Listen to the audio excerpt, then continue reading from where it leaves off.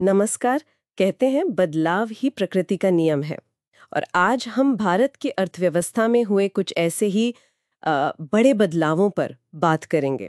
खास तौर पर राष्ट्रीयकरण की कहानी पिछले 7 दशकों में एसबीआई, एलआईसी और हाँ, एयर इंडिया का सफर कैसा रहा, इस पर गौर करेंगे।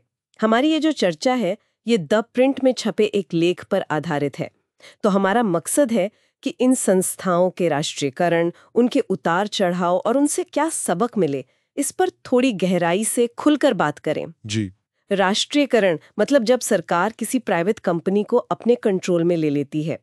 आज हम देखेंगे कि भाई क्यों कुछ सरकारी कंपनियां जैसे एसबीआई और एलआईसी वो कामयाब रहीं और एयर इंडिया जैसी कुछ और क्यों पिछड़ गए, क्या कारण थे। ये बातें यूपीएससी की तैयारी करने वालों और आमतौर पर इकोनॉमी में दिलचस्पी रखने वालों के लिए मेरे ख्याल से काफ़ी अहम हो सकती हैं।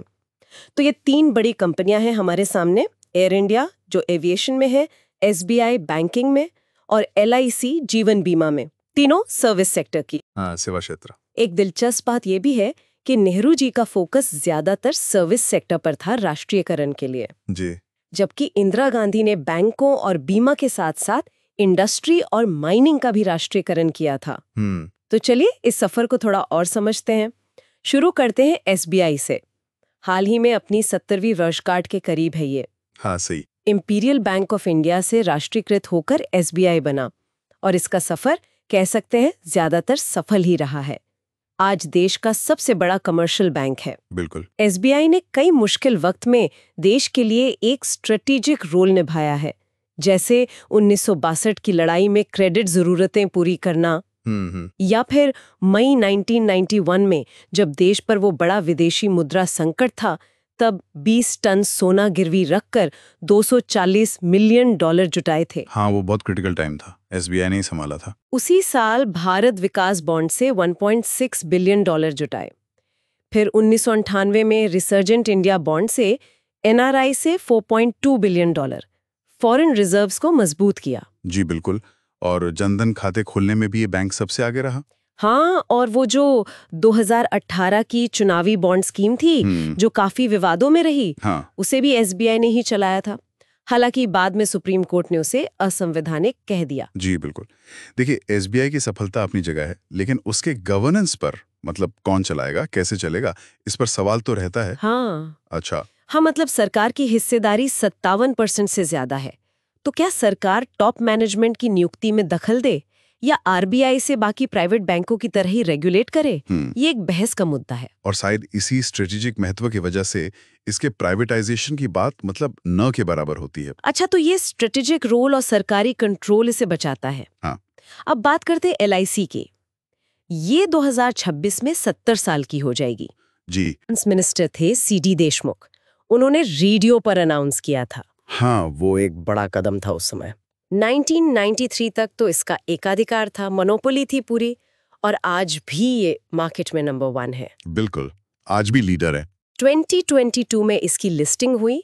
सरकार ने अपनी 3.5% हिस्सेदारी बेची थी। जी। अभी भी सरकार के पास मतलब 96.5% हिस्सा है। सुनने में आ रहा है कि आगे हिस्सेदारी और कम हो सकती है, पर बहुमत सरकार ही रखेगी।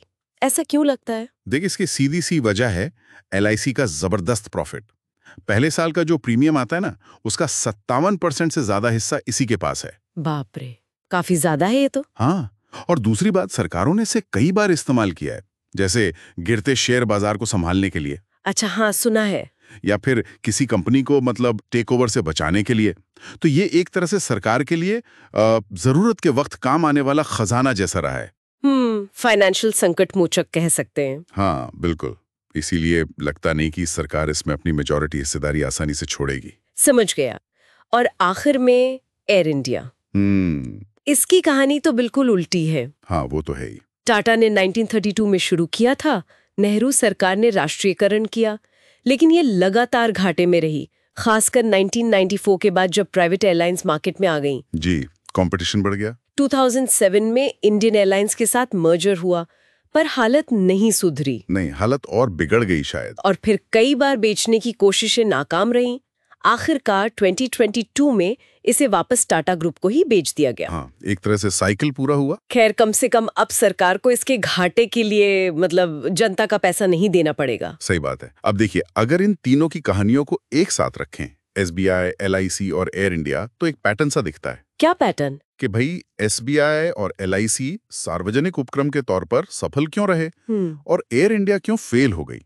इसके जो मुख्य कारण लगते हैं वो हैं, पहला, प्रॉफिट कमाने की क्षमता, दूसरा, देश के लिए स्ट्रेटेजिक रोल निभाना, और तीसरा, सबसे जरूरी, सरकारी खजाने पर बोझ न बनना। अच्छा। जो कंपनियां ये शर्तें पूरी नहीं कर पाती, उनको सरकारी हाथों में बनाए रखने का जो तर्क है वो फिर कमजोर पड़ जाता है। हाँ, ये बात तो सही लगती है। और ये जो सोच है, ये मोटे तौर पर सरकार की जो 2021 की पब्लिक सेक्टर एंटरप्राइज पॉलिसी है उससे भी मेल खाती है। अच्छा, वो पॉलिसी जो बताती है कि कौन से सेक्टर स्ट्रेटेजिक है और कहाँ सरकार को रहना चाहिए? हाँ, बिल्कुल वही।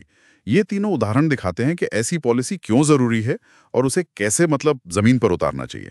तो कुल मिलाकर SBI, LIC और एयर इंडिया की ये अलग-अलग कहानियां हमें सरकारी कंपनियों के मैनेजमेंट पर बड़े महत्वपूर्ण सबक देती हैं। जी। सफलता के लिए प्रॉफिट, स्ट्रैटेजिक महत्व और पैसों के लिए आत्मनिर्भर होना, ये शायद सबसे जरूरी पिलर है। बिल्कुल। और यहाँ एक सवाल ये भी उठता है जो सोचने लायक है। बताइए। कि भविष्य में ये जो स्ट्रैटेजिक महत्व की परिभाषा है, ये कैसे बदल सकती है? क्या टेक्नोलॉजी, क्लाइमेट चेंज या दुनिया की बदलती राजनीति के साथ आज जो गैर जरूरी लगता है वो कल जरूरी बन सकता है? दिलचस्प सवाल है। और अगर ऐसा होता है तो फिर सरकारी कंपनियों के भविष्य पर जो बहस है उसकी दिशा भी बदल सकती है ना? ये वाकई सोचने वाली बात है, खासकर UPSC एस्पिरेंट्स के लिए जो पॉलिसी मेकिंग और इकोनॉमी पढ़ते हैं। उम्मीद है इस चर्चा से कुछ नई बातें सामने आई होंगी। अगर आपको ये विश्लेषण पसंद आया तो लाइक और सब्सक्राइब जरूर करें, और अगर आपके कोई सवाल हैं तो नीचे कमेंट सेक्शन में पूछ सकते हैं। धन्यवाद।